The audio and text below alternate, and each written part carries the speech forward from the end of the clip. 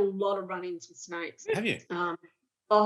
Where I grew up in acres, and I was riding the horse in the paddocks around us. We jumped over this tree trunk that had fallen over, and when we jumped over it, we saw a brown snake with the babies there, and Felicity, my horse, shied in midair, and then when she landed, I fell off, and then she bolted home, and I just froze and thought, where is this snake? And then I just bolted home probably as fast as Felicity. Got in the yard. She was down the horse's paddock, so I didn't say anything to Mum. I just got inside the house. So I just lied on the lounge. Then I heard this thud in between the legs. And then I looked down, and it was a baby brown snake.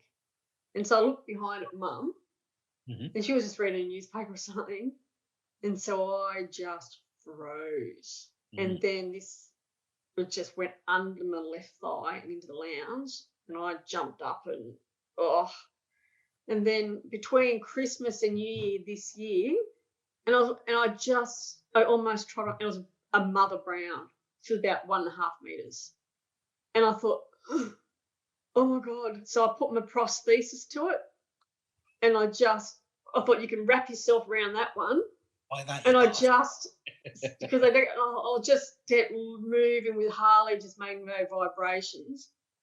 I realised, I just went and checked around all the fly screens. When I did that, I realised that under the fly screen, it wasn't rubber how I used to where I grew up with. It was just brush. So it can easily get under the fly screen.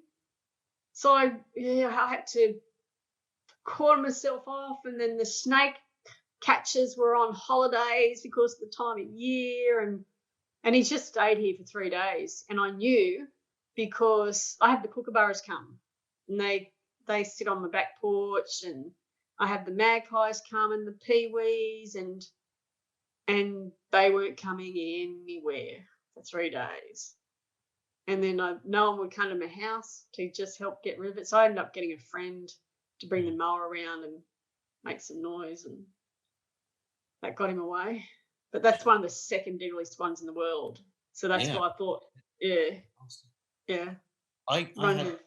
I deal with a few snakes in my practice. Not very often, but I'm the only one in the practice who tends to see them. And about 4 years ago, I had a client phone up, quite a sensible client, knows a bit about it.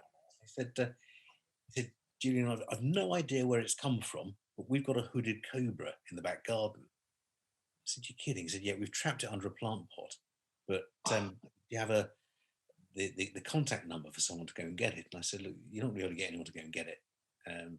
Because I've tried before. I'll come along. I've got my snake catching gear. I'll come along. Are you certain? They said, yeah, absolutely certain. It's a small one, but we're certain. I said, okay. So I thought, just in case it's a spitting cobra, I'll take a visor.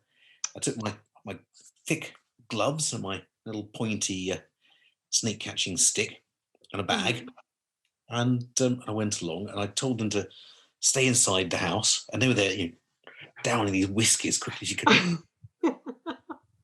and there was this huge plant pot, 2-3 feet high plant pot in the middle of the patio that they'd whacked upside down onto this thing.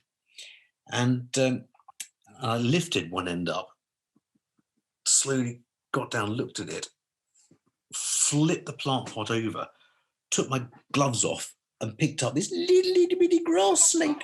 It was so cute. It was that big. And I put it in my pocket, and I said to them, "I'll take it to the park and let it out." They went, "Not a hooded cobra." I said, "No, grass snake. Not venomous? No, absolutely harmless."